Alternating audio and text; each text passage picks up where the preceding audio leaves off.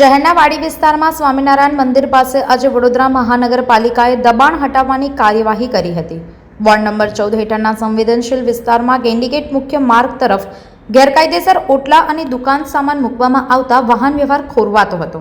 સ્થાનિક કાઉન્સિલરોની રજૂઆત બાદ પણ દબાણ અધિકારી સાથે ટીમ સ્થળ પર પહોંચી અને કાર્યવાહી કરી હતી। આ દરમિયાન 2 ટ્રક જેટલો સામાન જપ્ત કરવામાં આવ્યો હતો અને ગેરકાયદેસર દબાણ તોડી પાડવામાં આવ્યા હતા। દબાણ દૂર થતાં માર્ગ ખુલ્લો બન્યો અને લોકોમાં રાહત જોવા મળી હતી।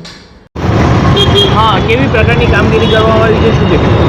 ગેંડીગેટ દરવાજાથી ચાલુ કરી છે। અમારા દબાણ અધિકારી સિમોનભાઈ બી મારી જોડે જ છે અને એક ટ્રક ભરીને સામાન જવ કર્યો છે। નાના મોટા ઓટલાઓ અમારા વિસ્તારના કાઉન્સિલરશ્રીઓની રજૂઆત હતી। અમારા પૂર્વ ડેપ્યુટી મેયર નંદાબેન, જેલમબેન ચોકસી, સચિનભાઈ પાટડિયા, હરીશભાઈ ચિંગર એ લોકોની સંયુક્ત રજૂઆત હતી। સ્વામિનારાયણનો ઊભો રોડ અમે લીધો છે। સ્વામિનારાયણ મંદિર આજે ઐતિહાસિક મંદિર છે। ભગવાન સ્વામિનારાયણ પોતે ત્યાં આવેલા હતા। નાગરિકોને બી અમે વિનંતી કરી છે, બધા ઘર વખરીનો સામાન ને કરીને રોડ બહુ નાનો એ કર્યો। એ બધો રોડ અમારા દબાણ અધિકારી, અમારી દબાણ શાખાની ટીમ સાથે સંયુક્ત કામગીરી કરીને તમામને સૂચના આપી છે। અત્યારે જોઈ શકો છો પાણીગેટ દરવાજા સુધી અમારી કામગીરી ચાલુ જ છે।